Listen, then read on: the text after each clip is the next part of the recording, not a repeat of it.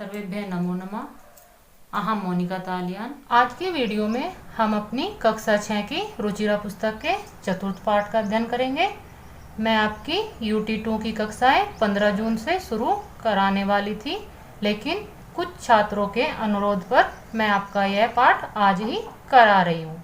पाठ का नाम है मधुराः श्लोकाः, मीठे श्लोक।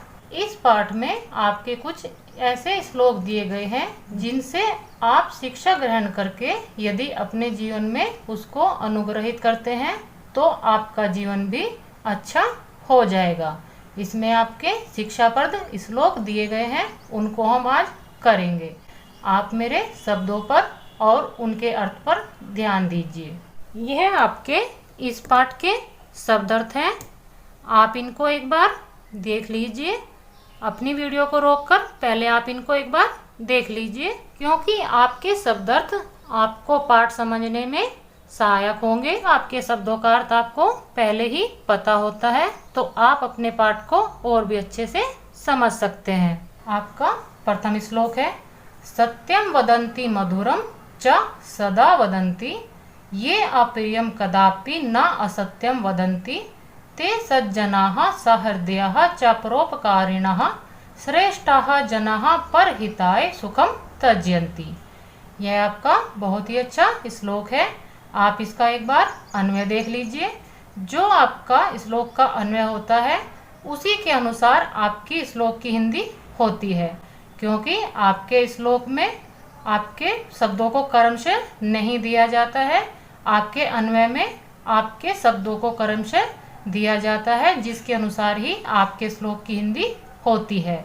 आपके इस श्लोक का अन्वय है, ये सदा सत्यम वदन्ति मधुरम च वदन्ति, किम अपि अप्रियम असत्यम च न वदन्ति, ते सज्जनाः सहृदयाः परोपकारिणः च भवन्ति, श्रेष्ठाः जनाः परहिताय सुखम त्यजन्ति। अब आप अपने शब्दों पर और उनके अर्थ पर ध्यान दीजिए। ये का अर्थ होता है ये सभी लोग, सदा का अर्थ होता है हमेशा, सत्यम सत्य, वदंती बोलते हैं। मधुरम का अर्थ होता है मीठा, च का अर्थ होता है और। यह है जो आपका च है, यह आपका वाक्य में बाद में लिखा जाता है, लेकिन इसका जो और अर्थ है वह आपके शब्द से पहले प्रयोग होता है। वदंती बोलते हैं, जो ये सब सत्य बोलते हैं और मधुर बोलते हैं। आपकी इस पंक्ति का अर्थ होगा कि जो लोग हमेशा सत्य बोलते हैं और मीठा बोलते हैं। किम अपि का अर्थ है कभी भी। अप्रियम का अर्थ होता है अच्छा ना लगने वाला। असत्यम का अर्थ है झूठ। चा का अर्थ आपका और, ना का अर्थ है नहीं। वदंती बोलते हैं, जो कभी भी अप्रिय और झूठ नहीं बोलते हैं। ते का अर्थ है आपका वे सब। सज्जनाः जो अच्छे लोग होते हैं। सहृदयाः अच्छे हृदय वाले। परोपकारिणः दूसरों पर उपकार करने वाले। चा का अर्थ है आपका और, भवंती होते हैं। वे सब अच्छे लोग अच्छे हृदय वाले और परोपकारी होते हैं। श्रेष्ठाः जना श्रेष्ठ, जनाः लोग, परहिताय दूसरों के हित के लिए, सुख को, त्यजन्ति छोड़ देते हैं। ऐसे श्रेष्ठ लोग दूसरों के हित के लिए अपने सुख को छोड़ देते हैं। आपके अन्वय का अर्थ बताने के बाद आप अपने इस श्लोक की हिंदी समझ लीजिए कि जो सत्य बोलते हैं और हमेशा मधुर बोलते हैं, कभी भी अप्रिय और झूठ नहीं बोलते, वे सभी लोग अच्छे हृदय वाले और परोपकारी होते हैं। वे सभी श्रेष्ठ लोग दूसरों के हित के लिए अपने सुख को छोड़ देते हैं। यह आपके इस श्लोक का अर्थ है। यहाँ पर आपकी बुक में इसका भावार्थ भी इन्होंने दिया हुआ है, जो संस्कृत में ही दिया हुआ है। आप इसको भी एक बार समझ लीजिए।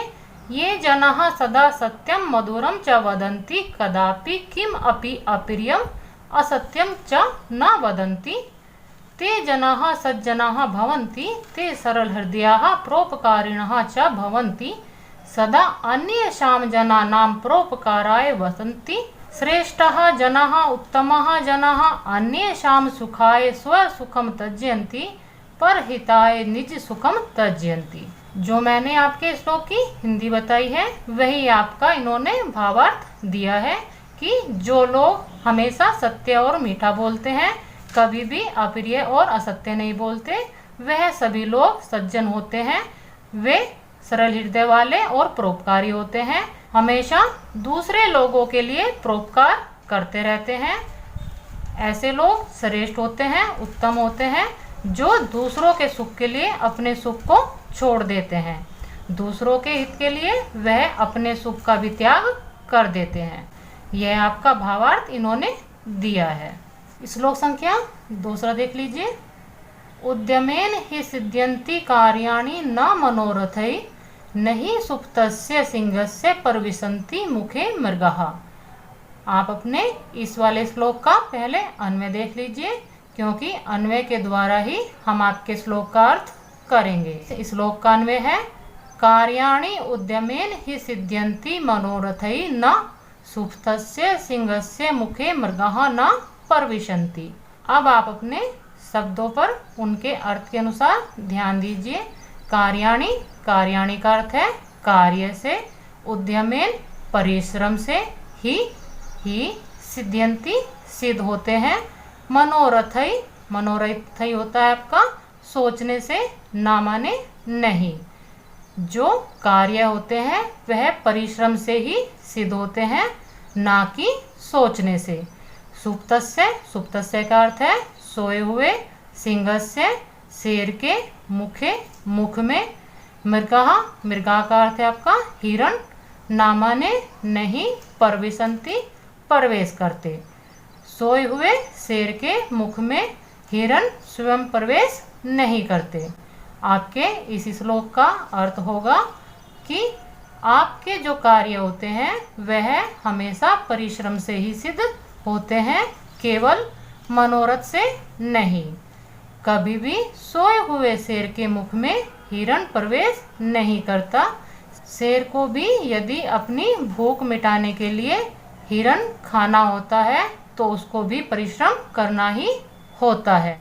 शेर आपका जंगल का राजा होता है।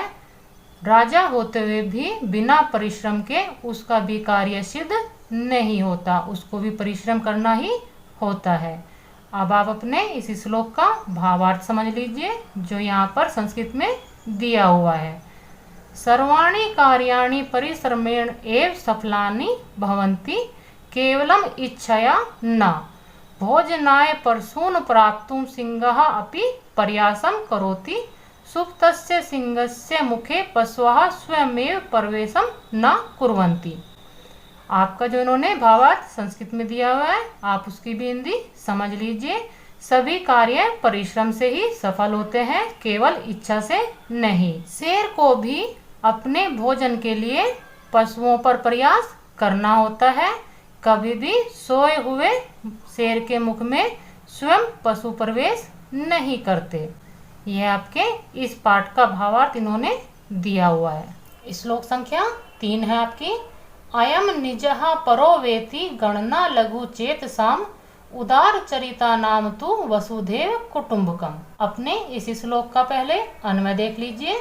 अन्वय में आपका है अयम निजः पर व इति गणना लघु चेतसाम भवति, उदार चरिता नाम तु वसुधा एव कुटुंबकम भवति।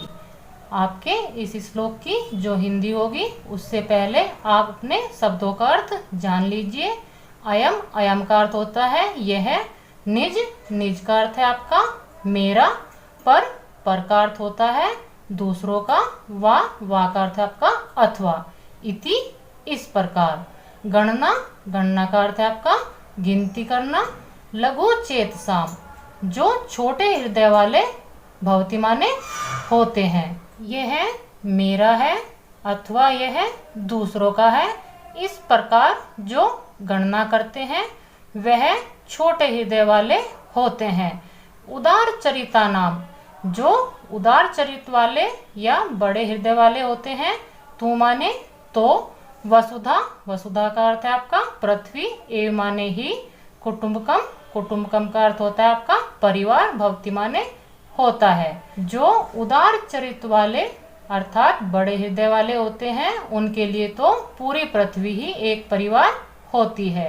अब आप अपने इस श्लोक का अर्थ समझ लीजिए कि यह मेरा है, यह दूसरे का है।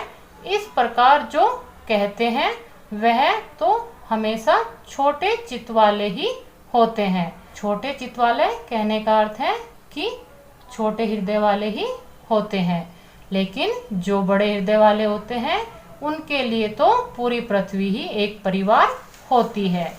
आपके इस श्लोक का जो भावार्थ इन्होंने संस्कृत में दिया है उसको भी आप समझ लीजिए। अयम जनः मध्य अस्ति अथवा परकीय अस्ति, ये जनः एवं चिन्तयन्ति तेषां हृदयं लघु भवति, येषां हृदयं विशालं भवति तेभ्यः संपूर्णा पृथ्वी परिवारः इव भवति। यह लोग मेरे हैं अथवा यह दूसरों के हैं। ये व्यक्ति जो इस प्रकार सोचते हैं वह आपके छोटे हृदय वाले होते हैं, लेकिन जिनका हृदय विशाल होता है उनके लिए तो पूरी पृथ्वी ही परिवार होती है। यह आपके इस वाले श्लोक का भावार्थ इन्होंने दिया है। आपकी श्लोक संख्या 4 है। प्रिय वाक्य प्रदानेन सर्वे तुष्यन्ति जन्तवः, तस्मात् तदेव वक्तव्यम वचने का दरिद्रता। आप अपने इस श्लोक का पहले अन्वय कर लीजिए।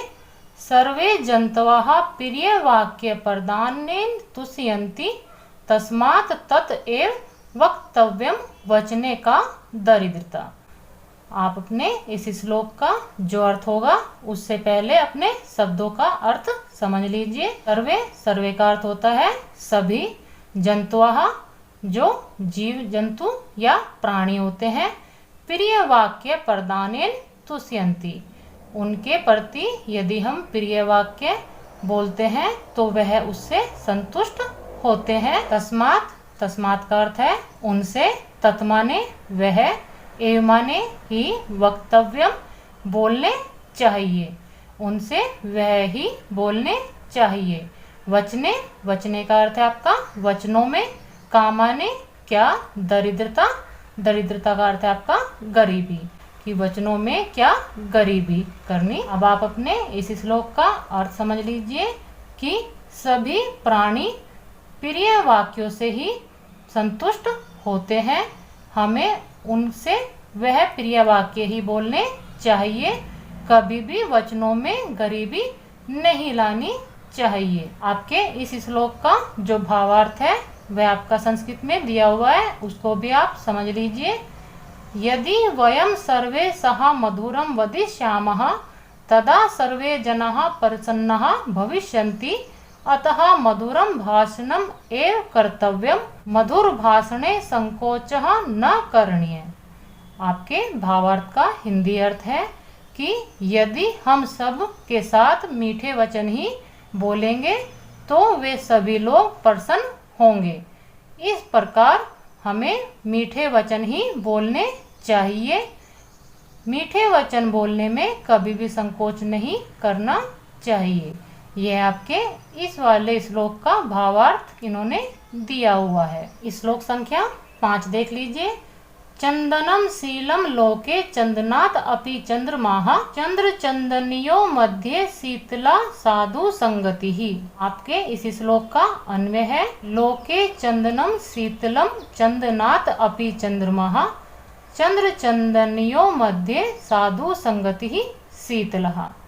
आपके इस श्लोक का जो अर्थ है उससे पहले आप अपने शब्दों का अर्थ समझ लीजिए। लोके, लोके का अर्थ है संसार में। चंदनम जो चंदन की लकड़ी या चंदन का पेड़ होता है वह, शीतलम शीतलता को, चंदनात् और चंदनात् चंदन से भी, अपि माने भी, चंद्रमा चंद्रमा जो आपका संसार में चंदन का पेड़ होता है वह आपका शीतल कहा गया है। और आपके उस चंदन के पेड़ से भी जो शीतलता अधिक है जिसकी, वह है आपका चंद्रमा। चंद्र चंदनियों मध्य, चंद्रमा और चंदन इन दोनों के मध्य, मध्य का अर्थ है आपका बीच में, साधु संगति, अच्छे लोगों की संगति शीतला, शीतलता प्रदान करने वाली होती है। अब आप अपने इस श्लोक का अर्थ समझ लीजिए कि इस संसार में जो सबसे शीतल बताया गया है वह आपका चंदन का पेड़ है, और आपके उस चंदन के पेड़ से भी जो अधिक शीतल है वह आपका चंद्रमा है। और आपके चंदन और चंद्रमा इन दोनों के मध्य में जो शीतलता प्रदान करने वाली है वह आपकी अच्छे लोगों की संगति बताई गई है। ये आपके इस वाले श्लोक का अर्थ है। अब आप अपने इस श्लोक का भावार्थ भी समझ लीजिए जो यहाँ पर आपका संस्कृत में दिया हुआ है। संसारे चंदनम शीतलम भवति, चंद्र चंदनात् अपि अधिक शीतलः भवति।